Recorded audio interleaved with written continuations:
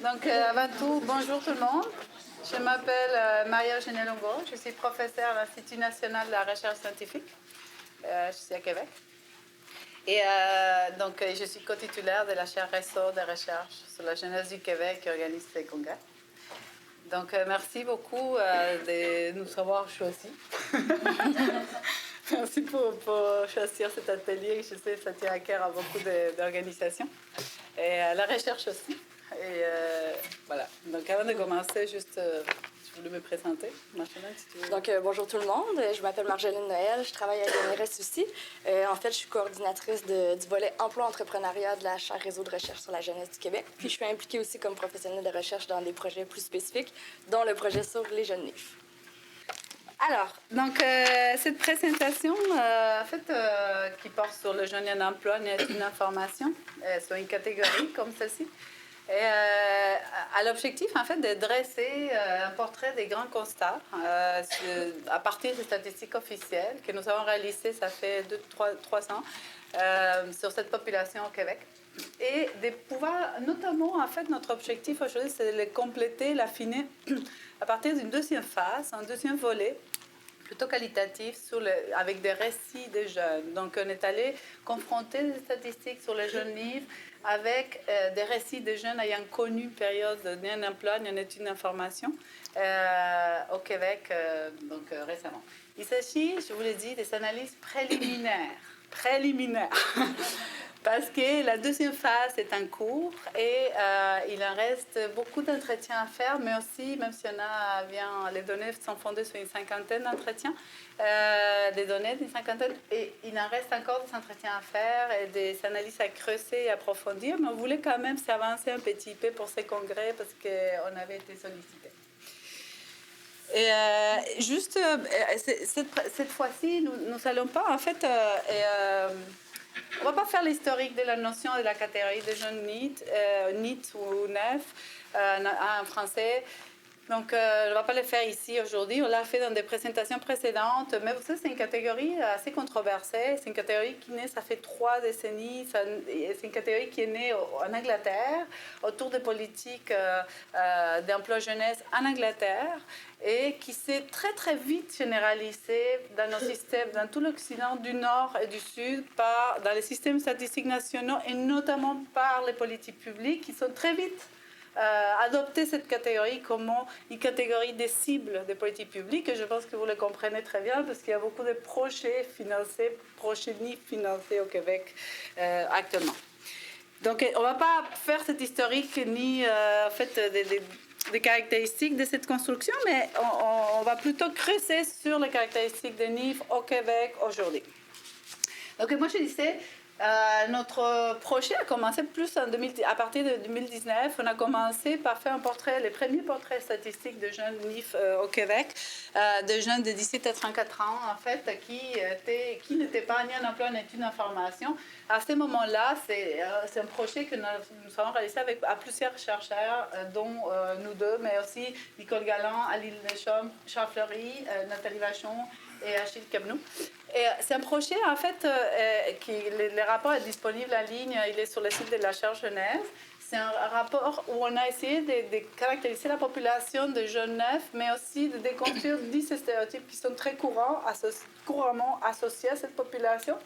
C'était une analyse statistique à partir des enquêtes régulières de Statistique Canada, notamment l'enquête sur la population active, donc notre enquête emploi-activité, qui c'est le plus couramment utilisé pour la catégorie de ce type de population. Et à ce moment-là, nous avons vraiment innové en ayant creusé dans l'enquête sur la santé et collectivité canadienne des informations sur les familles, sur les liens, sur la santé et aussi sur d'autres choses. Mais bon, c'est tout dans le rapport. Vous pouvez aller le voir. La deuxième phase du projet, en fait, est la recherche en cours, dont les analyses préliminaires seront présentées aujourd'hui. C'est aussi, en fait, c'est une recherche en collaboration avec les comités consultatifs jeunes de la Commission des partenaires du marché du travail. C'est avec eux qu'on a monté et on réalise ces projets. Et cette fois-ci, on vise plutôt à comprendre la réalité concrète de ces jeunes en études, en emploi, en formation, ou ayant connu une période de plus d'un an ni un emploi, ni une information, à partir de leurs récits, à partir d'une perspective de parcours de vie, et pour pouvoir comprendre que ce soit leurs besoins, leurs ressources, de quoi ils vivent, que ce soit leur vie quotidienne, leur modèle de vie, leur modèle de réussite. Et voilà. On vise environ une centaine de jeunes. Nous avons réalisé jusqu'ici 46 entretiens individuels et 21 jeunes rejoints par 3 groupes de discussion. Donc le terrain est en cours aussi. Donc je vous disais, je vais rester. Nous allons donc vous présenter 10 constats, je disais, faits à partir des statistiques, mais et les approfondir par les récits. Donc, les premiers constats, en fait, qu'on peut associer à cette catégorie, vous savez, la catégorie 9, c'est une catégorie souvent associée à l'individu, notamment aux jeunes. Okay? On parle de jeunes NIF. En fait, c'est comme ça qu'est née cette catégorie. Et la catégorie, dans les faits, ne caractérise pas les individus, mais caractérise souvent une étape ou séquence d'un parcours. Et ça, on le voit avec les statistiques et avec les données qualitatives. Donc, par exemple, si on suit les taux de NEF, on peut bien voir que ça remonte avec l'âge. Au fur et à mesure, par exemple, on a le NIF inactif, c'est une caractérisation par l'activité NIF, mais on va le voir plus tard. On va voir qu'il augmente avec l'âge. On peut arriver même à d'autres tranches d'âge et comprendre qu'il existe la nititude, la période nef, comme on l'appelle en interne à l'équipe, même à la retraite. Et pourtant, ce n'est pas illégitime comme on la considère illégitime à l'âge de la jeunesse. Donc, les taux de nef, la catégorie nef, c'est une catégorie qui augmente avec l'âge, et est très liée à des transitions, des passages à l'âge adulte. Donc, l'arrêt des études, l'insertion en emploi, la parentalité, les âges moyennes pour tout ça vont faire qu'on monte un peu les taux de NIF, par exemple, de jeunes NIF au Québec. Donc, c'est quelque chose à comprendre dans les temps.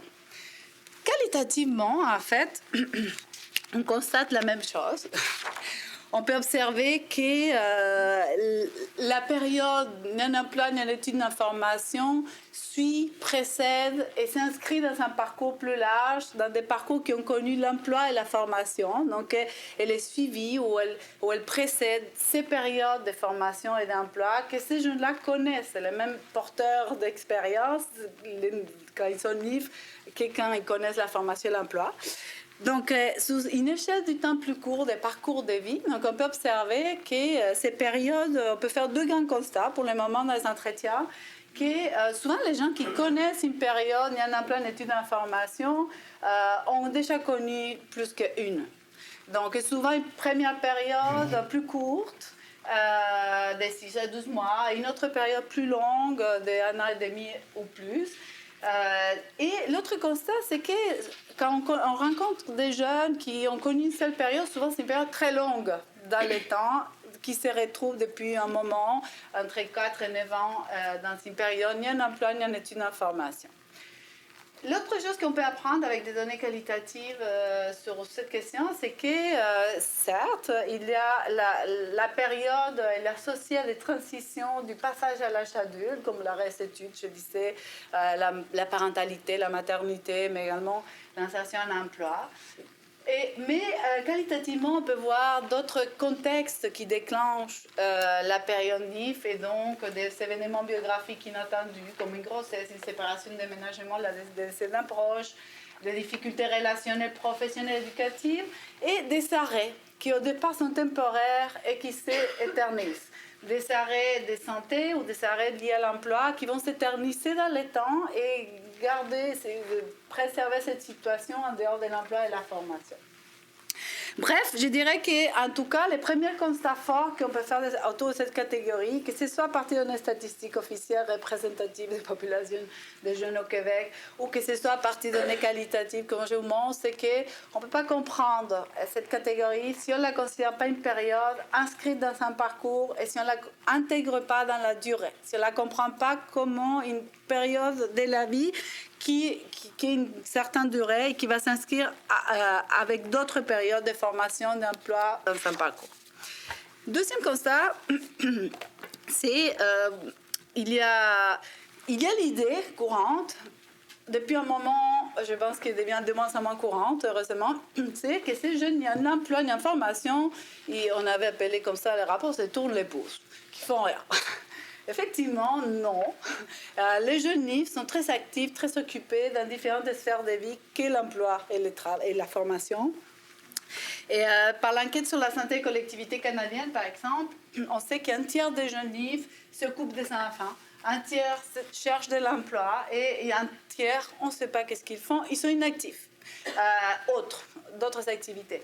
Par l'enquête sur la population active, on sait qu'un tiers, ça coïncide, ça converge, un tiers cherche de l'emploi, des jeunes NIF. Et les 2 tiers en inactivité, on connaît par exemple qu'il y en a 25% qui ont des responsabilités familiales et ils sont des enfants dans la maison. On sait que 13% ils suivent des cours autres. C'est une catégorie statistique qui a été sautée à partir de l'année dernière, donc on ne peut plus la mesurer, mais qui suivent d'autres cours que les cours formels des institutions scolaires, primaires, secondaires, universités, cégep. Donc, qui s'est formé, mais autrement, dans des petits cours informels ou d'autres choses. On sait qu'il y a 11% de la population inactive de NIF qui sont une incapacité permanente, qui sont considérés officiellement diagnostiqués incapables de travailler. Et il y a d'autres pourcentages de jeunes dont, en fait, on ne connaît pas les caractéristiques et c'est une des leitmotifs de la deuxième phase de la recherche qualitative, d'ailleurs. Qualitativement, on constate la même chose, en fait. Qualitativement, et on l'approfondit. On observe que les jeunes sont très occupés et très actifs dans leur quotidien. L'enquête qualitative, elle est fondée pour creuser qu'est-ce qu'ils font de leur journée, comment ils vivent dans leur journée, comment c'est une semaine type, comment c'est une journée type, depuis combien de temps. Et donc, quand on creuse les données qualitatives, on va observer qu'ils sont très occupés. Ces jeunes vont nous relater, nous raconter toute la longue liste des choses qu'ils font dans leur journée.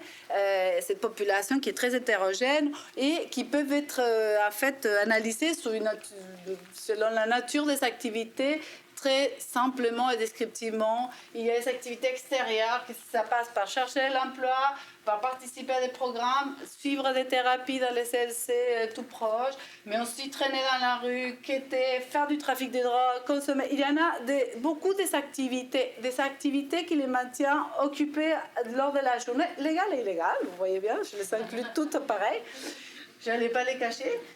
Il y a des activités intérieures, on les appelle intérieures tout simplement pour vous dire, ils s'en occupent beaucoup de leurs espaces quand ils sont en espace, parce qu'il y a beaucoup d'itinérance dans cette population aussi, qu'ils soient décuisinés à faire les messages, avoir enfin le temps de voir des gens et visiter les familles, par exemple.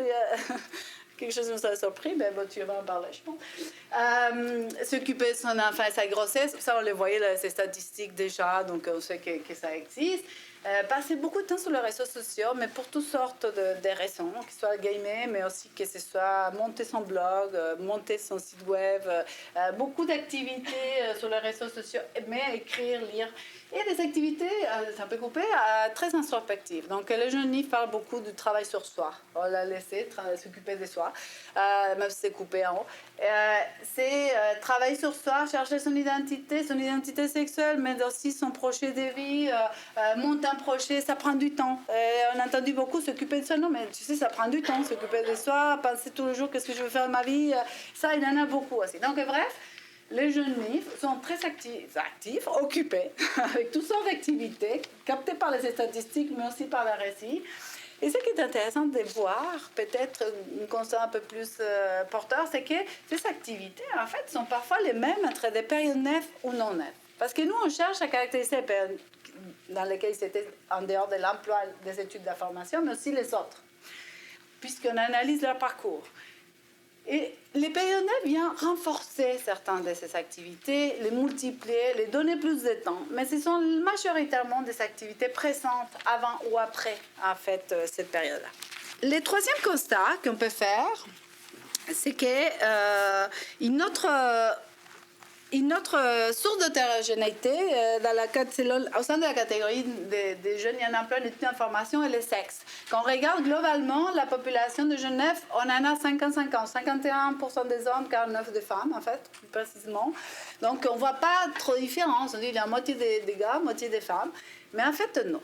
Quand on commence à creuser les activités des jeunes neufs. Et là, on découvre une distribution très fortement genrée des activités de jeunes neufs. Donc, nous savons par exemple que presque la moitié des hommes neufs sont à la recherche d'emploi. Et 8% seulement s'occupent des enfants, que presque la moitié des femmes neufs s'occupent des enfants et seulement 25% sont à la recherche d'emploi. Donc quand on creuse dans les activités de jeunes neufs, on sait très bien qu'il existe une distribution très fortement genrée, que c'est lié aussi à l'âge des jeunes. Au fur et à mesure, on n'a pas choisi ce tableau, mais il est dans le rapport, qu'on monte en âge, il y aura plus de jeunes femmes neufs inactives, moins de jeunes femmes neufs et chômeurs qui cherchent de l'emploi, notamment autour de la trentaine, que c'est les âges moyens des premiers et deuxième enfants au Québec. Et il y aura plus de jeunes neufs en début du parcours de jeunesse, on va dire, autour de la vingtaine, et il y en a moins vers la trentaine. Bref, ces activités varient dans l'âge, varient selon le sexe, et c'est qu'on ne sait pas par contre s'ils sont des situations subies ou choisies. Qualitativement, donc, on va constater, en fait, on a mis une attention particulière chez les jeunes mères, d'abord parce qu'ils constituent un tiers de la population de jeunes mis en emploi en études d'information. Et qualitativement, on peut constater, par exemple, que la maternité, on peut faire un constat un peu général qu'on connaît déjà. Au sein de cette population de jeunes mères, on retrouve deux cas de figure. Donc, une maternité dans un contexte d'un peu plus large, vulnérabilité, parce que par l'absence de ressources relationnelles et pas seulement matérielles ou financières, ressources institutionnelles, les manques de garderies. Mais donc il y a un clivage au sein de jeunes femmes neufs autour des ressources claires. Par contre, il y a un point commun et qui va rejoindre cette population de jeunes neufs qui sont mères et qui s'en occupent des enfants, c'est que les discours, du point de vue d'un discours de la justification de la situation et des choix des parcours, la grossesse et la naissance vont devenir des déclencheurs pour rester ou devenir neufs, donc rester dans une période sans emploi, sans études d'information, s'occuper de l'enfant, bien évidemment, mais notamment pour profiter de cette période comme levier pour la suite, comme levier pour s'affirmer, comme levier pour affirmer des valeurs, chercher des ressources, ceux qui n'ont pas, pour développer des projets futurs. Et ça, c'est très important, parce que s'il y a un clivage clair autour des ressources, les discours des enfants, je crois qu'il faut vraiment faire l'école à la maison, on les retrouve chez des mères neufs itinérantes et chez des neufs mères qualifiées avec un mari soutien des ménages, financièrement, etc. Donc on va retrouver un discours autour de valeurs et l'affirmation des valeurs comme femmes, comme personnes, comme jeunes et comme mères dans cette période qui est très importante. Quatrième constat, alors, on a souvent l'idée que les jeunes neufs n'ont pas été en contact avec le marché du travail, ils ne connaissent pas le marché du travail, ils sont pas travaillés, voilà. Ça, c'est un stéréotype qui dans les débuts des études neufs, on les voyait très souvent, c'est-à-dire il faut les apprendre à travailler. Bon, alors, non. Près des 3/4 des jeunes ni en études d'emploi en formation au Québec ont déjà de l'expérience de l'emploi, ont déjà travaillé. 50% ont travaillé la dernière année précédant cette période neuf. Un quart a travaillé avant cette période, avant un an. Ça fait plus d'un an. 6 jeunes neufs chômeurs sur 10 et 4 neufs inactifs sur 10 ont travaillé qui ont travaillé au cours de la dernière année, ont perdu par contre leur emploi. Ça, on le sait aussi. Ils n'ont pas quitté volontairement leur emploi, ils l'ont perdu. Et on sait aussi par les statistiques, par exemple, que la majorité, quand on les demande sur les attentes, on peut l'APA, il y a des questions sur le type d'emploi qu'ils voudraient, qu'ils souhaiteraient avoir, chez les chômeurs, en poste, mais les inactifs aussi. Et la majorité voudrait un emploi typique, donc un emploi à temps plein permanent. Et ça, c'est très important parce que ça veut dire qu'on n'est pas dans un refus de l'intégration au système d'emploi un peu dominant au Québec. La majorité des emplois sont permanents et à temps plein. Mais plutôt une volonté de s'intégrer. Qualitativement, on vient enrichir, constater, nuancer certains de ces points. On confirme certains genres. Oui, la majorité de jeunes, ni un emploi d'études en formation que nous avons rencontrés, ont de l'expérience de l'emploi, ont travaillé, tous, ont tous connu un marché du travail, certains dans des parcours typiques, dans des domaines similaires, dans des contrats à temps plein, permanents, des bons contrats parfois. D'autres, des parcours plutôt d'emploi atypiques, beaucoup des parcours d'emploi très saccadés dans des domaines très divers, par des contrats courts, à temps partiel, parfois des contrats non durables. Donc il y a de l'expérience de l'emploi, mais il y a un petit clivage clair autour du type de parcours d'emploi engagé au préalable à cette période en dehors de l'emploi et la formation. Par contre, il y a un point, encore une fois, qui rejoint ces deux types de parcours, c'est que quand on ramasse des expériences, les récits des expériences dans les marchés de travail, autour de l'emploi, ce sont majoritairement des expériences insatisfaisantes, démotivantes, dévalorisantes, qui font plutôt majoritairement quitter le marché du travail plus que perdre son emploi. Donc on parle du racisme, on parle des mauvaises conditions en termes de salaire, en termes de contenu de l'emploi, en termes de relations professionnelles très difficiles, en termes de stress professionnel par le type de tâches. Donc on retrouve dans cette population, des expériences, on va dire, la jeunesse, vous savez, depuis les années 90, la précarisation de l'emploi dans tous les pays occidentaux a fait que la plupart des expériences sont assez souvent précaires, notamment de vue des parcours actifs. Mais on retrouve les autres expériences aussi très couramment quand je travaille sur des jeunes qui ne sont pas de cette catégorie, des jeunes étudiants, des jeunes diplômés ou d'autres. Et par contre, ce qui est massif chez cette population, c'est plutôt les récits et les histoires de très mauvaises expériences d'emploi qu'on ne veut plus. Ce qui mène très couramment, par exemple, et très explicitement, comme une donnée qu'on n'a pas forcément cherché à les savoir, mais en termes d'attente, des jeunes qui ont des attentes qui ne correspondent pas au système d'emploi actuel, puisque en termes de conditions, de rythme, de salaire, ils critiquent fortement ce système d'emploi. Ils considèrent, ils se voient en dehors d'un système pareil. Cinquième constat, on pense aussi que la plupart des jeunes sont tous des décrocheurs sans diplôme, mais non. En fait, 7 jeunes, par les statistiques, on le sait très bien, 7 jeunes sur 10 ont un diplôme d'études secondaires, et cette proportion augmente avec l'âge. Bon, vous allez dire, un diplôme d'études secondaires, c'est pour un départ peut-être pour d'autres choses, mais on sait aussi qu'il y a beaucoup plus de jeunes sans diplôme d'études secondaires au sein de cette population, cette tranche d'âge, que chez les non-NIF. Donc, il y a quand même moins de diplômes, sont moins diplômés que les non-NIF, mais ne sont pas majoritairement non-diplômés. Ça, c'est quelque chose de très important à souligner. Qualitativement, encore une fois, on retrouve le récit autour de ces chiffres-là. Et donc, également, sont très scolarisés, même quand on traite avec il y a beaucoup d'itinérance dans nos cas interviewés. On en a 35 sur 46 des entretiens qui ont un diplôme d'études secondaires. Il y en a 18 sur 46 qui sont entamés des études postsecondaires et les sont quittés, parce qu'ils sont en dehors des études aussi, qui sont universitaires ou CEGEP. Donc, on n'est pas face à une population faiblement scolarisée ou majoritairement faiblement scolarisée.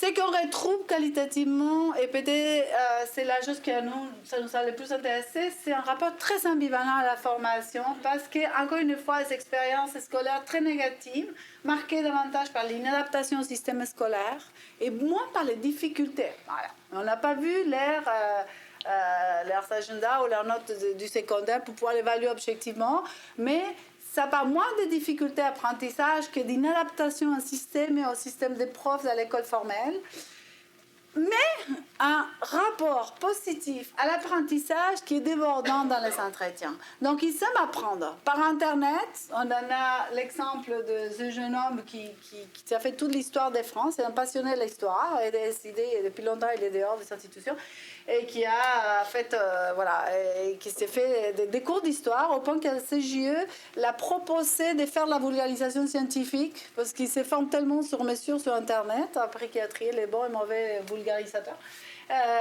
qui est engagé par le CGE pour faire la vulgarisation scientifique dans les CGE auprès des autres jeunes, pour faire une idée. Donc, c'est un cas extrême, hein, on choisit le meilleur exemple. Mais je vous dis, il sait m'apprendre par les livres, par Internet, beaucoup par Internet. Par les liens. par les personnes qui les entourent. L'apprentissage, ça ne pose pas de problème. C'est les institutions formelles d'éducation qui semblent, ça fit moins, comme on dit ça.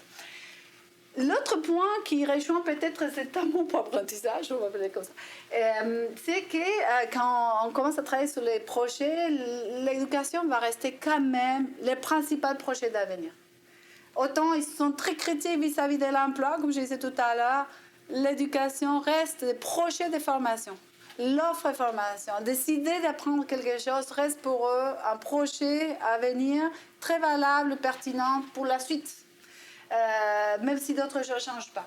Donc, quand même un rapport positif finalement, au fond, à la formation. Je passe la parole à Marjolaine. Donc, en fait, un autre des stéréotypes à déconstruire, c'est celui des jeunes nifs, en fait, qui se la coulent douce, sans souci financier. Donc, en fait, les données de l'ESCC, ils nous permettent de voir, en fait, de caractériser le revenu des ménages des jeunes nifs. Donc, en fait, ce qu'on voit, c'est que leurs contraintes financières, ils seraient importantes. Donc, en fait, il y a plus de 2 tiers des jeunes nifs qui habitent dans un ménage à moindre revenu, donc premier et deuxième quintile, puis un peu moins de la moitié qui habitent dans les ménages les plus pauvres. Donc, en comparaison avec les jeunes qui sont non-nifs, les jeunes nifs, en fait, sont presque 2 fois plus nombreux à vivre dans un ménage à faible revenu. En fait, on voit aussi quand même des disparités, là, parce qu'il y a quand même des jeunes nifs qui habitent dans des ménages les plus prospères, donc 4e et 5e quintile, même s'ils sont peu nombreux quand même à atteindre le quintile supérieur. Par contre, en fait, ces données-là, ils ne nous permettent pas d'approfondir ni les sources, ni l'usage, ni l'apport des revenus personnels des jeunes nifs. Mais c'est ce qu'on peut commencer à voir un peu qualitativement. Donc, en fait, ce qu'on voit, c'est que les jeunes nifs, en fait, ils comptent pas seulement sur l'aide sociale, mais sur différents types de ressources qui combinent puis qui articulent de façon stratégique pour subvenir à leurs besoins. Donc, en fait, ils mobilisent différentes sources financières comme des prestations à des programmes d'employabilité ou d'insertion, du chômage, des assurances privées, des économies d'emplois précédents. Même un héritage, des revenus illégaux parfois, même de la vente, en fait, d'objets personnels, donc un jeune qui vend ses peintures qu'il a créées lui-même. Ils mobilisent aussi d'autres types de ressources, donc en fait la cohabitation ou un logement subventionné en fait pour réduire le coût du loyer, des vêtements, des repas et d'autres biens en fait qui sont offerts soit par des organismes ou par des membres de l'entourage. Ils font aussi du troc, du troc de biens ou de services avec parents, amis, famille, mais aussi plus largement avec des voisins, des connaissances et des inconnus. En fait, on voit aussi que les jeunes nifs ils ont un rapport très hétérogène à l'aide sociale. Pour certains, en fait, ils ont un rapport très utilitaire, puis on peut penser justement à un jeune nif, en fait, qui a convenu avec son conjoint que tous les deux allaient devoir rester sur l'aide sociale, en fait, pendant 2 ans pour, en fait, que lui soit éligible aux soins dentaires gratuits parce qu'il y a un problème de dents qui est assez très grave, puis qu'autrement, en fait, il n'arriverait pas à régler le problème. Il ne pourrait pas subvenir, y arriver financièrement, là. Par contre, pour d'autres jeunes nifs, en fait, l'aide sociale, c'est frauduleux. Pour d'autres, c'est honteux. Pour d'autres, c'est clairement insuffisant pour subvenir à leurs besoins. Pour d'autres, c'est un moyen comme un autre. Puis au contraire, des fois, c'est peu intéressant, même qu'ils n'y ont pas recours. La majorité, en fait, s'inquiète pour leurs conditions financières et matérielles, donc actuelles et aussi futures. Donc le logement, le coût de la vie, le fait de ne pas être capable de faire d'économies pour le futur. Mais il y a aussi plusieurs aussi qui sont critiques du système marchand et monétaire. Donc, en référence, par exemple, au fait qu'on soit obligé de travailler pour arriver à vivre, de la valeur puis de l'importance, en fait, qui est donnée à l'argent, non seulement en lien avec le travail, mais aussi en lien avec les rapports sociaux, en fait, que les gens entretiennent entre eux, même en dehors du travail. Puis, en fait, il est aussi courant d'imaginer, en fait, que les jeunes nifs, ils sont isolés, qu'ils peuvent pas compter sur un entourage qui est soutenant pour les aider dans la construction de leur parcours. En fait, c'est sûr que les données, en fait, ils abordent peu les questions des liens, mais on peut quand même voir quelques indicateurs. Donc, du côté de l'EPA, on peut voir les liens à partir de la présence des conjoints ou conjointes. Donc, globalement, ce qu'on voit, c'est que les jeunes nifs puis les jeunes non-nifs, en fait, ils ont une situation similaire. Il y a environ 4 jeunes nifs et environ 4 jeunes non-nifs sur 10 qui ont un conjoint ou une conjointe. En ce qui concerne, en fait, les liens avec les institutions, il y a environ 4 jeunes nifs et environ 4 jeunes non-nifs sur 10 qui ont un conjoint ou une conjointe. En ce qui concerne, en fait, les liens avec les institutions, c'est du côté de l'ESCC. Eux, ils nous permettent, les données nous permettent de voir l'accès à un professionnel de la santé. Donc, ici, c'est entendu comme quelqu'un qui peut voir ou quelqu'un à qui ils peuvent parler régulièrement aussi, pour avoir des besoins ou pour discuter, avoir des conseils concernant leur santé. Donc ici, encore une fois, là, on retrouve une situation qui est similaire entre les NIF et les non-NIF. Ils sont respectivement 65,7 et 63,7 % à avoir accès à un professionnel de la santé.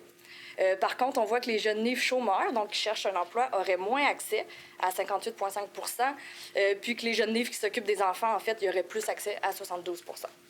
Du côté du CALI, en fait, on observe que ça va un peu dans le même sens, que les majorités des jeunes NIF y entretiennent puis ils développent des liens forts, par contre.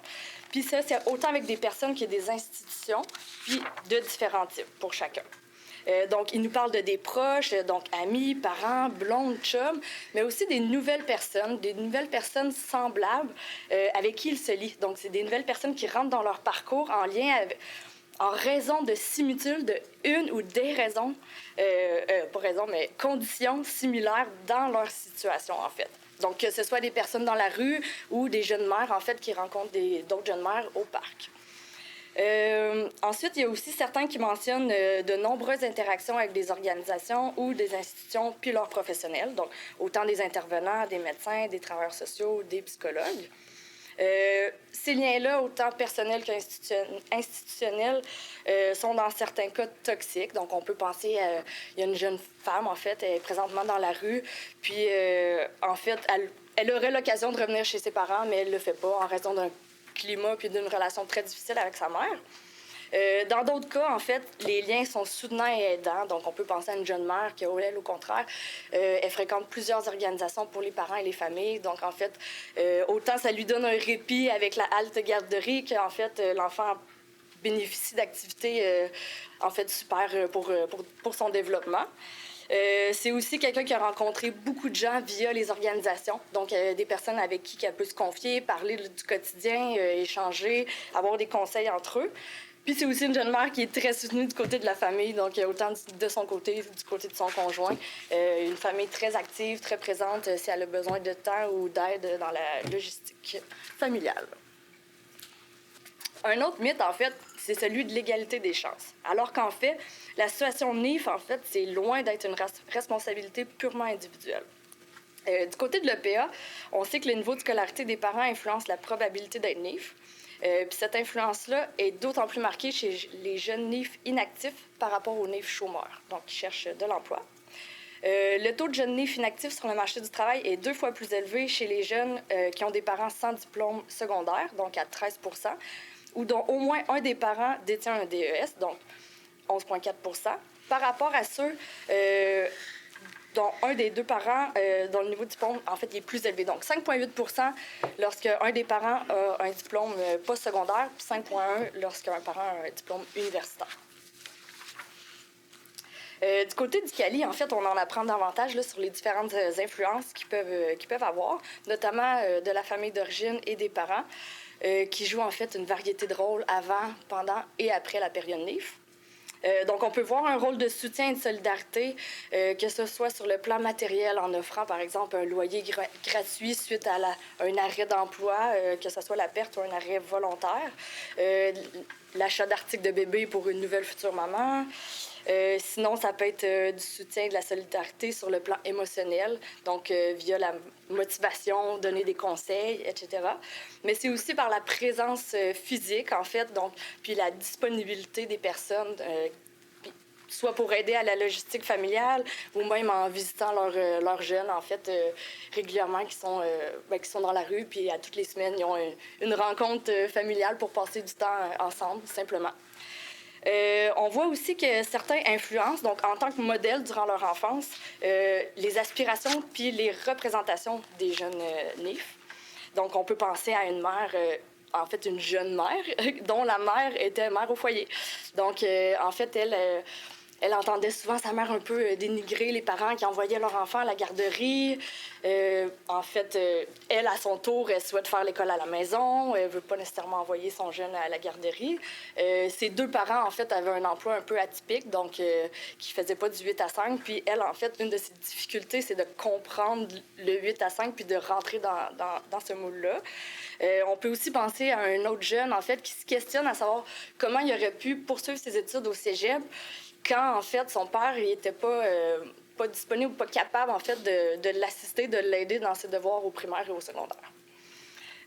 En fait, il y en a aussi qui dirigent les jeunes vers de bons ou de mauvais choix. Donc, par exemple, en demandant aux jeunes de quitter l'école pour aller sur le marché du travail ou en engendrant un déménagement dans un milieu qui est peut-être moins propice, donc un peu plus criminalisé, qui engendre à la suite d'autres effets sur différentes sphères de la vie du jeune. Ensuite, la plupart des études NIF, en fait, ils tendent à se centrer sur les expériences, les étapes, les changements en matière d'éducation et d'emploi. Ou sinon, ils se concentrent aussi sur les caractéristiques sociodémographiques, sous-estimant, en fait, les conditions physiques et mentales qui sont nécessaires, en fait, pour participer à la formation ou au marché du travail. Donc, ce que les données de l'ESCC nous apprennent, c'est que les jeunes NIF ont plus souvent une moins bonne perception de leur santé générale que les jeunes non-NIF. Ils sont plus susceptibles de déclarer que leur santé est mauvaise ou passable, à 15,2 % par rapport aux jeunes non-NIF, à 4 %.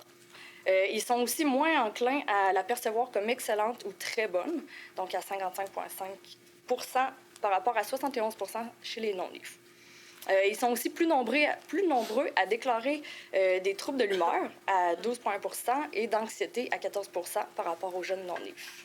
Donc, du côté du Cali, en fait, on avait initialement visé la sous-catégorie de jeunes avec des enjeux de santé mentale ou physique, diagnostiqués ou non. Mais indépendamment, en fait, des jeunes qu'on a recrutés dans cette sous-catégorie-là, en fait, on se retrouve avec une très importante proportion de jeunes qui ont des problèmes assez graves, en fait, de santé. En fait, il y a eu 31 jeunes parmi ceux qu'on a rencontrés qui nous ont raconté avoir un ou des problèmes de santé. Donc, ces problèmes-là, en fait, ça varie. Ça passe autant de l'alcoolisme et la consommation addictive de drogue ou de jeux, qui est présent chez la moitié des jeunes qu'on a rencontrés, à des maladies sévères et légères qui sont diagnostiquées à différents moments du parcours. Donc, troubles de personnalité limite, anxiété, dépression, schizophrénie, bipolarité, même sclérose en plaques, insuffisance cardiaque, même dysphasie, fibromyalgie, etc.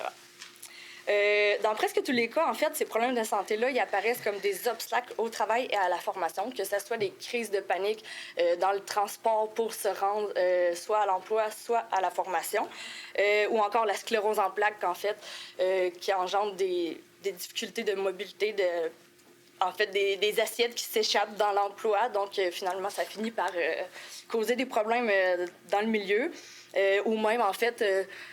son visage qui est... en fait, il vient rigide parfois. Donc, c'est en fait un effet de la sclérose en plaques.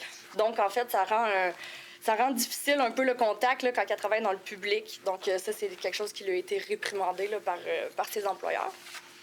Puis ensuite, si on peut penser que leur situation, c'est uniquement synonyme de stress, difficulté, mal-être ou pessimisme envers la vie, les données, par contre, de l'ESCC, ils montrent que leur perception en ce qui concerne leur situation est plutôt diverse. Donc, en fait, d'une part, les jeunes NIF sont plus nombreux, à 35,8 % que les non-NIF, à 25,4 % à estimer que leur quotidien n'est pas stressant. Puis ça, c'est particulièrement présent, en fait, chez les jeunes NIF inactifs autres, à 42,5 % En fait, l'exception, elle se trouve chez les jeunes NIF qui cherchent de l'emploi, donc ceux qui partagent cette volonté de s'intégrer au système actuel de production par la voie de l'emploi, puis qui estiment que leur quotidien, en fait, il est davantage stressant, voire très stressant, à proportion de 30,6 % La plupart des jeunes NIF, en fait, ils se disent qu'ils sont satisfaits à l'égard de la vie, mais ils sont toutefois quand même moins susceptibles d'être très satisfaits que les jeunes qui sont non-NIF. Et du côté du Cali, en fait, l'observation rebondit sur le constat sur le stress. Les jeunes qu'on a rencontrés, ils parlent souvent du stress puis de l'anxiété comme deux ressentis, en fait, qui bloquent leur parcours. Les sources de stress sont souvent liées aux activités à partir desquelles sont catégorisées négativement, donc le travail, l'argent, le logement.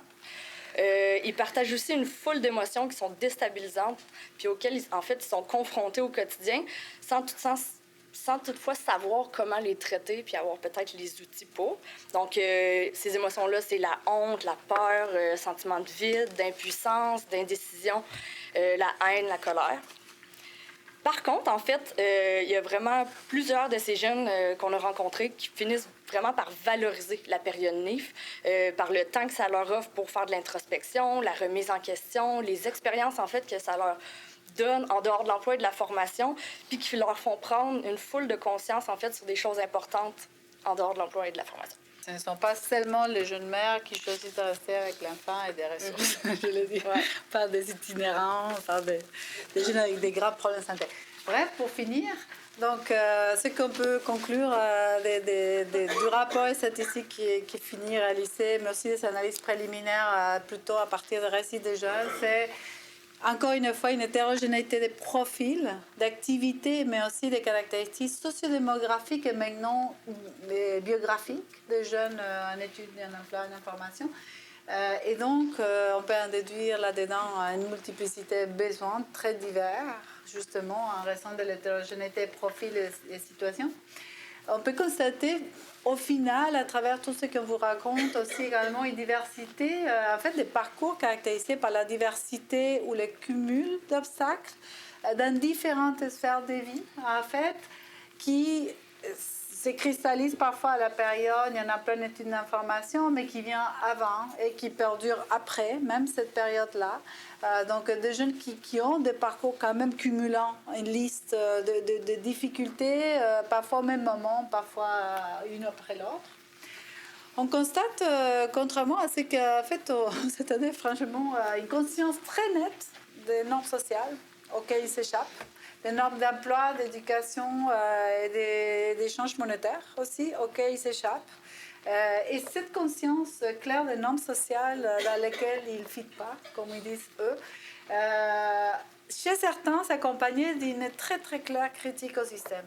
Donc ça reste pas à l'échelle de l'histoire, de son histoire biographique à soi, de ne pas travailler, étudier, mais aussi s'accompagne parfois chez certains, à travers les différentes sous-catégories de NIF qu'on en a, d'une critique au système marchand et monétaire, je dirais, d'une critique au système, à l'emploi salarié, à l'éducation formelle, à la formation formelle, à la formelle, à la femme toute puissante, une critique aux rythmes sociaux qui ne permettent pas de prendre soin de soi, de ses choix, de pouvoir vraiment temporaliser les choix dans une perspective plus large.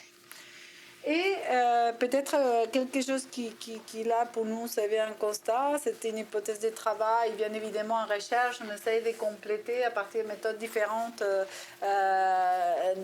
la compréhension de la réalité. Là. C'est pour ça qu'on fait des statistiques et aussi on cherche des méthodes qualitatives. Et ce qui est clair, c'est qu'il existe une vraie complémentarité entre ce que les statistiques sont capables de nous informer et ce que les récits de ces jeunes-là rapportent, racontent.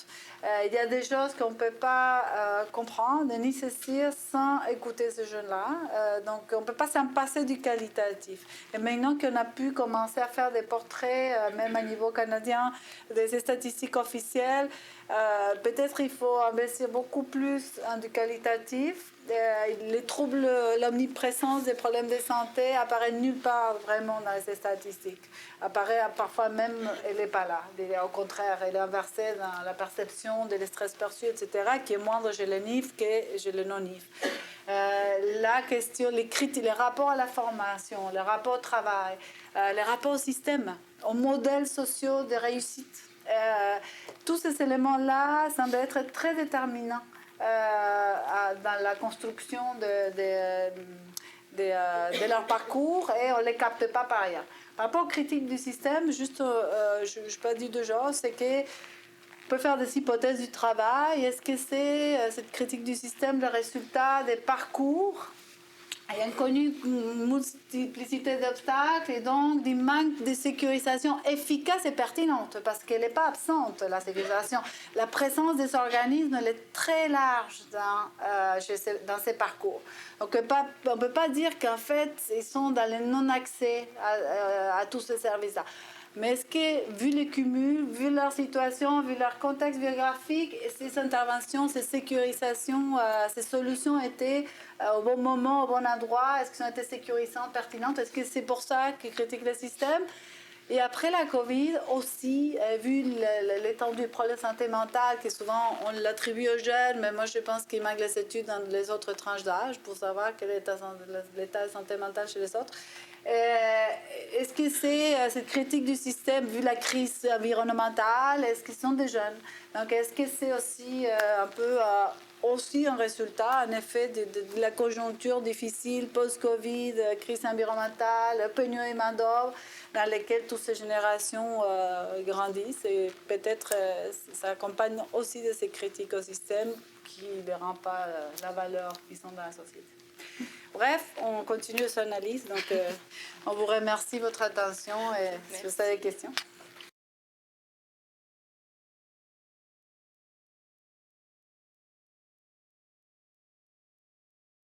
En fait, nous sommes partis avec une vision large des NIF. Ne pas être en étude en pleine formation, de moins avoir connu cette période au moins un an ou plus. En essayant de préserver certaines sous-catégories. Les jeunes mères, par exemple, voulaient ne pas passer à côté d'avoir des jeunes mères ou ne pas passer à côté d'avoir des pères de neufs avec des problèmes de santé, tout simplement parce qu'on sait qu'ils sont importants. Mais ils se trouvent, par exemple, quand j'ai cherché 10 jeunes neufs sans problème de santé, et tous les autres, ils sont arrivés par ailleurs et c'était aussi des problèmes de santé. Bon, ouais. Et tout ça pour dire, il y en a, c'est surtout de jeunes Québec-Montréal. Québec, exact. Surtout région de Québec, et on cible les catégories des jeunes en région. On cible une vingtaine de jeunes dans la région. On fera la publicité. Oui, c'est ça. On peut lancer l'appel. Parce que on fait du recrutement pour la suite du terrain à ces moments, pour les entretiens des jeunes en région. On voudrait connaître la réalité des jeunes dans des régions non urbanisées, mais aussi dans des régions éloignées, mais également en région, même si c'est dans les villes en région. Donc, ce n'est pas des jeunes ruraux.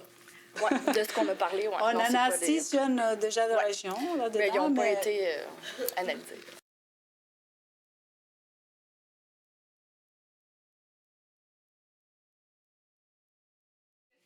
La recherche jeunesse, alors nous avons toujours travaillé sur les créneaux des 15 à 34 ans. À la recherche jeunesse, on travaille. La jeunesse, pour nous, c'est 15 à 34 ans. Alors, la politique jeunesse au Québec, elle est des 15 à 29 ans et heureusement, après, elle est sautée vers 35 ans. Notamment pour les questions d'entrepreneuriat et d'autres. Bref. Tout ça pour dire les débats jeunesse au Québec se passent dans ces tranches qui sont des périodes de vie très différentes. On est d'accord, à 15 ans et à 35 ans, on ne fait pas la même chose. Bref. Les comités consultatifs jeunes, c'était un mandat ministériel du ministère du Travail. L'histoire du rapport NIF a commencé avec un mandat du ministre du Travail Boulet qui fait au comité consultatif jeunes de la commission des partenaires qui les demande en 6 mois de les dire qui sont les jeunes NIF. Et comme ça, on commence à collaborer. Et leur mandat officiel, c'est 17-34 ans. Et donc, les statistiques aussi. Et les statistiques, en fait, pour avoir, l'EPA, on n'a pas les infos. On a 15 ans, oui, on a. Oui, en fait, vu que le CCJ, en fait, couvre pas le 15 ans à 18 ans, par exemple, donc, en fait, la tranche d'âge qui répondait aux besoins du CCJ, ça a commencé à 17 jusqu'à 34. Puis, en fait, pour pouvoir comparer nos données Cali au Canti, en fait, on a poursuivi dans la même tranche d'âge, là.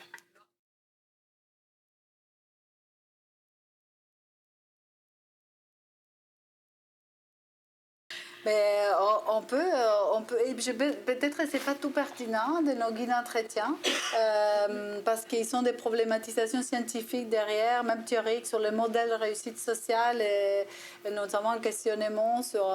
Il y a plusieurs choses mais je pense que oui, qu'on pourrait. Il faudrait que je discute avec notre commanditaire, c'est le CCJ, donc parce que notre recherche est en collaboration avec eux, donc de la propriété intellectuelle de tous et qu'on partage dans cette recherche. Le résultat, mais la construction des outils également, c'est avec eux. Mais je pense que ça peut être une bonne idée. Mais on pourrait même le diffuser, se retrouver dans un an, se faire un colloque ensemble, mais avec grand plaisir sur ces questions. Mais on peut aussi prendre contact, en fait. pouvez nous les référer. Nous, on peut faire l'entretien avec eux sans problème. Là. On peut le faire par Zoom, on peut se déplacer. Ça peut être à court terme, en fait, là, le temps qu'on mette en place avec le CCJ, peut-être autre chose, là, mais...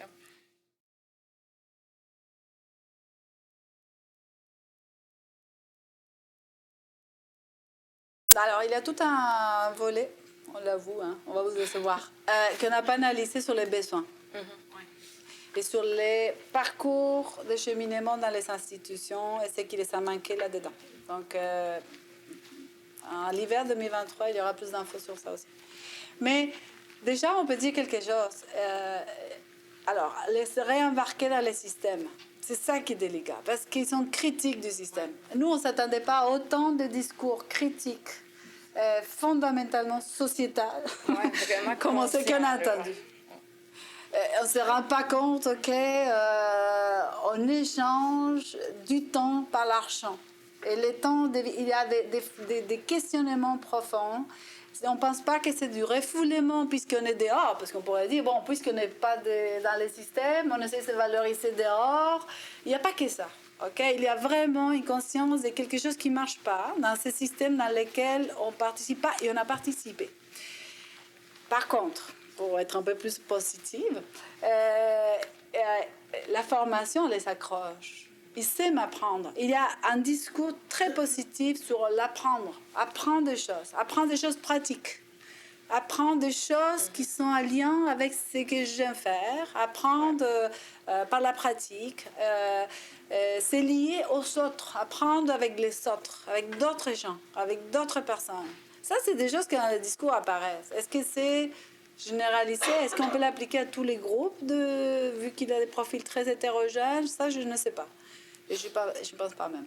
Mais les jeunes avec beaucoup de cumul de problèmes de santé, des difficultés vraiment physiques, et peut-être que ce n'est pas des gens qui vont être traités par temps à apprendre avec les autres, par exemple. Mais ça dépend. Ça dépend. Là, d'un coup, je suis un cas dans la tête. Ouais. Donc, je pense que la formation, avoir un emploi typique, je ne pense pas que c'est une source d'attraction à ce moment, de séduction pour tous ces jeunes. Parce qu'ils ne sont pas bons, les expériences. Ils sont les discours sur le racisme. Alors, on ne vous a pas donné des exemples de groupes de discussion, mais c'est dans ces groupes de discussion, il y en avait des jeunes de minorités visibles, immigrants. Les discours sur le racisme au travail. Là, on a un expert sur le racisme au travail, Moustapha Elmiri. Et fort. Il y a bien des couleurs ici, des employeurs, et que le lendemain, ils dégagent du boulot. Et donc, il y a quelque chose des experts vraiment négatifs du travail. Donc, c'est pas peut-être justement, il faut, comme on dirait, beaucoup des organismes, il faut les faire vivre, cette expérience réussie de travail. Mais je ne suis pas sûre que le mot travail, c'est la première chose qui va les saisir. Mais je ne sais pas, hein, je ne suis pas à la tête de ces jeunes-là, complètement. Si je peux compléter, en fait, aussi, ce qui est un peu ressorti, là, ponctuellement comme ça, tu sais, c'est un travail qui est justement peut-être pas nécessairement à temps plein, qui leur permet d'avoir du temps, mais un travail vraiment qui s'épanouit, qui est vraiment en lien avec leurs valeurs, puis qui est adapté avec aussi peut-être leurs enjeux de santé mentale ou physique, en fait, là, qui peut avoir, s'il y a une journée que ben là, l'anxiété est trop haute, ben de ne pas être envoyé le lendemain parce qu'il a dû s'absenter l'après-midi. Tu sais, c'est avoir plus de compréhension, tu sais, un peu tout ça. C'est qu'on veut tous, hein? Ouais.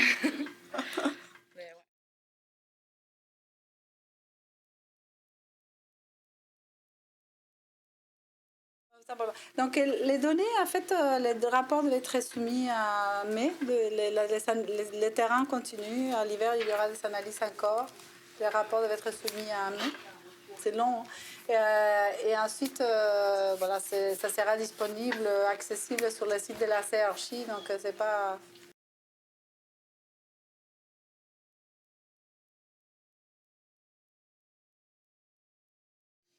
Ben, ça dépend, en fait, s'il y a des profils que tu vises, là, mais ouais, les maisons d'hébergement, c'est une maison de la famille, centre, par exemple, la Jujoutech, nous, à Québec, en fait, qui offre la halte garderie.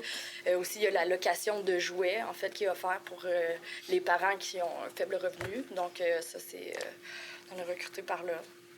On a découvert, grâce à vous, en fait, beaucoup d'organismes que nous, on voyait que c'était des gamers. des joueurs de jeux vidéo Ouais, et on dans a les découvert, il y a certains CGU et d'autres organismes qui sont magnifiquement découvert ça et qui sont ciblés à travers les jeux vidéo en Internet. Ils se sont mis dans les espaces d'échange des jeux vidéo et ils rejoignent les jeunes livres à travers les jeux vidéo. Moi, c'est la première fois on diffuse dans des blogs des gamers des recrutements pour une recherche, pour être honnête, des jeunes. Et pourtant,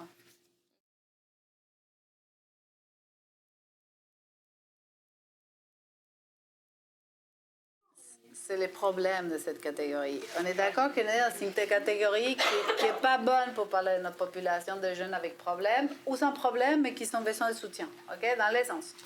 Je ne veux pas démonter notre travail, mais... Alors, la catégorie NIF mélange beaucoup trop de profils différents. On essaye de les comprendre. À l'inverse, ce sont toutes des populations que l'on travaillait avant. Hein. On travaille sur des jeunes mères isolées, on travaille sur des des personnes monoparentales, hommes et femmes.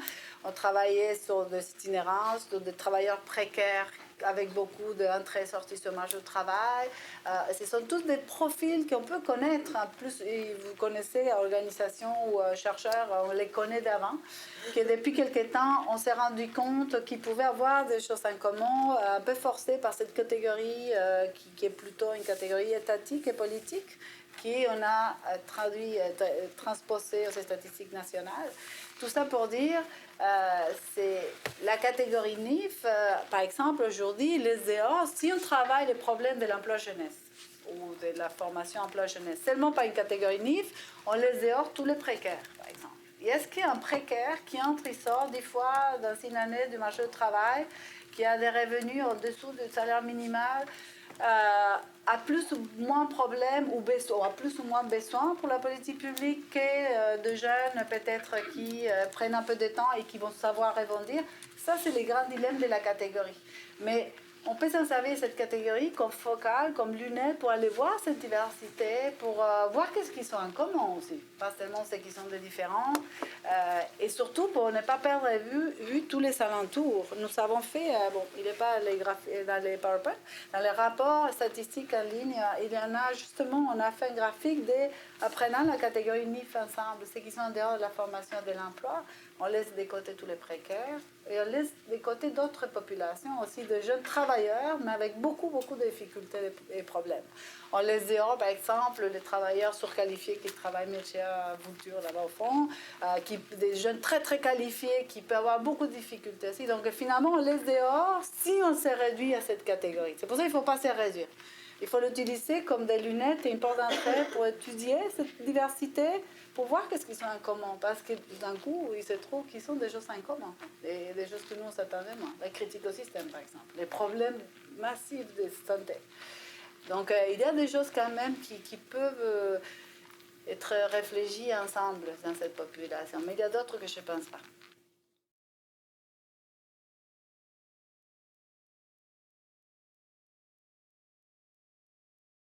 Oui, ben là, en fait, j'en ai c'est une entretien de cédulé avec une jeune qui est dans vraiment l'autosuffisance, mais même les jeunes, en fait, qui sont en ville, ils sont vraiment... ils tendent vraiment vers la simplicité volontaire, en fait. Donc, réduction des dépenses. Donc, on passe de 2 automobiles à une. On va dans les organismes pour la nourriture, les rabais. On fait beaucoup maison. Donc, il y a beaucoup de... Ouais, même à l'échelle en ville, en fait, ouais. Donc, pour réduire... Et franchement, je ne vais pas me faire lancer au papier. Il y a beaucoup de jeunes, pas seulement qui sont connus, ils ont des expériences dans l'emploi salarié préalablement à des périodes neuves, mais il y a beaucoup de jeunes qui travaillent très fortement dans l'illégalité. Et le travail illégal, le trafic, etc., chez certains jeunes, elle est évaluée comme une offre d'emploi autre, et parfois on quitte. On quitte. On revient vers le trafic, notre jeune qui voulait monter son empire, parce que clairement, c'est des salaires tellement précaires, des emplois tellement précaires, des salaires tellement bas qu'il peut obtenir dans le système légal qu'en fait, c'est une option. Par contre, il est capable de sortir et entrer. Il faut avoir de la gencivité pour pouvoir la maîtrise de ça. Mais je veux dire, c'est des jeunes qui travaillent, mais dans l'illégalité aussi, ou qui sont travaillés. C'est pour ça qu'il faut penser dans une perspective de parcours également. Ce sont des jeunes qui ont des expériences et ils connaissent c'est où vers les politiques voudraient les amener. Ils sont sortis, ils sont des raisons parfois sorties contraintes, parfois sorties choisies, mais ils ne sont pas déconnectés du système. Ils sont même conscients de à quoi ils ne se rattachent pas. Donc, c'est sûr que la part des choix, même si les choix sont contraints, dormir dans la rue, c'est difficile. Donc, c'est pas... Mais si même dans les cas des choix contraints, c'est sûr qu'il faut qu'il y ait du choix dans la solution que la société, finalement, peut l'offrir. Et ça passe par une vision large de à quoi ils peuvent contribuer sociétalement, qu'est-ce qu'ils peuvent faire qui les satisfait à eux aussi, je pense. Mais nous, on fait la recherche, on ne fait pas l'intervention. Donc, vous êtes des experts de ça. Nous, on essaie de comprendre qu'est-ce qui se passe avec la vie de ces jeunes-là et pourquoi on fait des choix et quelles sont les difficultés qui mènent à ces choix-là ou quelles difficultés arrivent avec ces choix-là aussi. On essaie de comprendre ces parcours et comprendre comment la société construit ces parcours aussi. Parce que, encore une fois, la conscience des normes ou la critique aux normes sociales, c'est quand même un rattachement à la société. On est capable de se positionner. Et donc là, ça part de peut-être... c'est dans les systèmes d'emploi et formation qu'il faut mener aussi des discussions de fond sur qu'est-ce qu'on est en train de construire comme travailleurs et comment...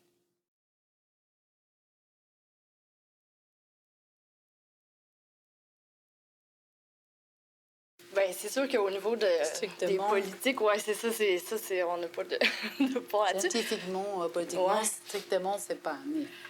Par contre, si on commence à creuser sur les contextes déclencheurs de l'inaptitude, comme on l'appelle dans l'équipe, peut-être qu'il y a certains contextes qu'on sait qui sont en anticipation d'une période. Exact, là, tout à fait.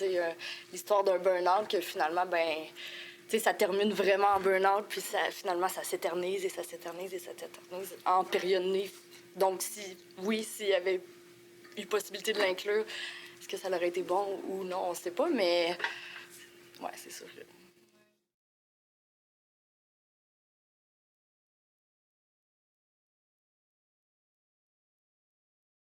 Ce qui confirme que les États et que les administrations peuvent produire des NIF aussi.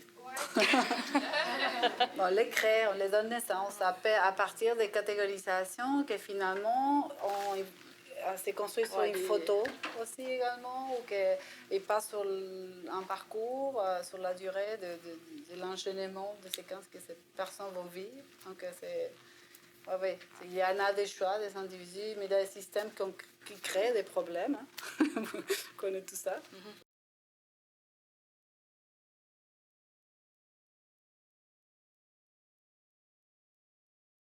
Alors, c'est un tiers s'occupe des enfants, un tiers recherche de l'emploi. Donc, c'est des gens actifs.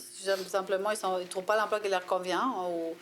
Un tiers, donc 30%, on ne connaît pas qu'est-ce qu'ils font. Et là-dedans, il n'y en a pas tous qui sont... Il y a 11%, on sait sûr, qui sont des problèmes, des incapacités permanentes déclarées. Mais vu la surdimension des problèmes de santé déclarés dans le récit des jeunes, c'est sûr qu'il y a plus que 11%. Diagnostiqués ou pas, qui sont des difficultés en tout cas pour pouvoir, des santé physique, mentale, pour pouvoir vraiment, parce que surtout que quand ils sont mentionnés, ces problèmes de santé, ils sont définis comme des obstacles à l'emploi et à la formation. Donc ça veut dire qu'ils sont vus. Et on a plein d'exemples de crises de panique dans les transports pour aller étudier ce que tu aimes étudier. Donc, d'autres exemples là. Donc, le rapport au travail, il y a une forte critique au système. L'analyse plus sur le rapport au travail, on ne l'a pas encore approfondi, le rapport au travail, mais on commence à avoir un rapport très critique au système salarié, mais pas au travail en soi. Encore une fois, il y a un gamer qui a une routine de travail, c'est de 9h à 5, il arrête pour manger, il recommence l'après-midi parce qu'il fait le streaming, en plus il veut vivre de ça, il voudrait un jour avoir tellement de sueur pour pouvoir gagner de l'argent avec les entreprises qui les financent. Donc, moi, je ne pense pas qu'il y a... il y a un rapport, je ne pense pas qu'il n'y a pas un attachement moral à le travail. Mais en tout cas, vu l'énorme quantité de difficultés actuelles de ces parcours, rajoutées à des expériences passées très négatives d'emploi, c'est sûr qu'en fait, l'emploi, c'est difficile à être vu comme le paradis dans le développement de soi et de son autonomie ou de l'autonomie d'un parcours. Ils ont une vision claire du segment de marché du travail, beaucoup parmi eux auxquels ils ont accès, et c'est les segments précaires, mal payés, peu qualifiés, et pourtant ils sont qualifiés. Je parlais hier des qualifications de diplômateurs, ils sont qualifiés, pardon, ils sont diplômés, donc c'est sûr que c'est que la société, moi je voudrais inverser la question, comment en fait la société en termes d'opportunités construit également en fait un rapport très négatif à l'emploi chez ces jeunes-là, parce que les expériences, plus la non-sécurisation des autres problèmes dans leur vie et dans leur parcours qui ne passent pas par le travail, se cumulent, ils n'ont peut-être pas des réponses satisfaisantes ou pertinentes, même s'ils sont entourés.